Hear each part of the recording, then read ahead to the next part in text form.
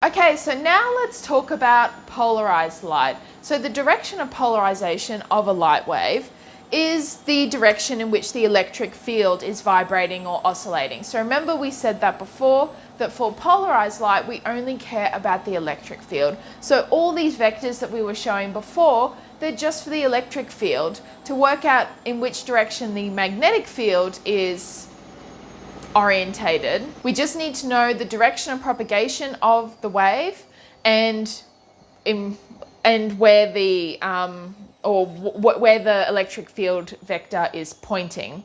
Remember, then we would use our right hand rule to work out where the magnetic field is directed. So, for example, if we have our direction of polarization for a polarizing sheet or for an electromagnetic wave could be in the vertical direction. So if it's in the vertical direction, we would say that the direction of polarization is vertical, or it is parallel to the vertical axis or to a y-axis.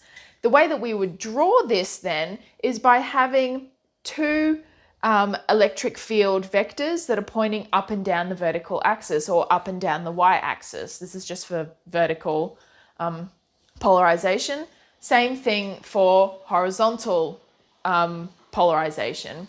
So you can see then for unpolarized light, we've got vectors pointing off in all different directions that have both a horizontal and a vertical component for that vector. Whereas for a single plane of a single direction of polarization, for example, for a vertical polarization, we're not going to have any horizontal component to the electric field. Now, the plane containing the vectors that are oscillating is what we call the plane of polarization or the plane of oscillation. Now, if the light ray is polarized just on a particular axis or along a particular plane, we say that the wave is plane polarized. So for example, if we have a vertically polarized light wave, or it's polarized parallel to the y-axis, we would say that the wave is plane polarized in the y direction.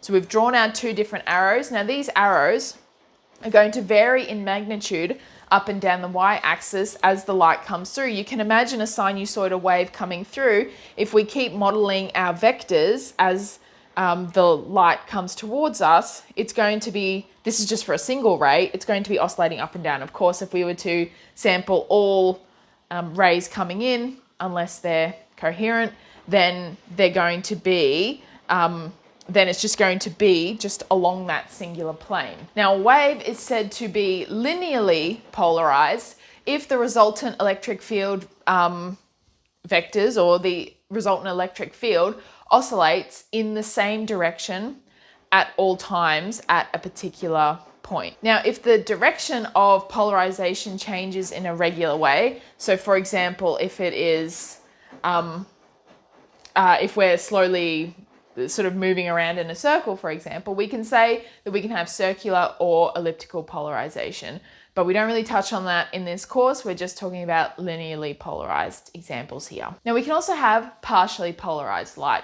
And the way that we would draw that is, remember how we had our pair of perpendicular vectors before? If we had a pair that were longer in magnitude than the other pair, that would be partial polarization, but we don't really touch on partial polarization.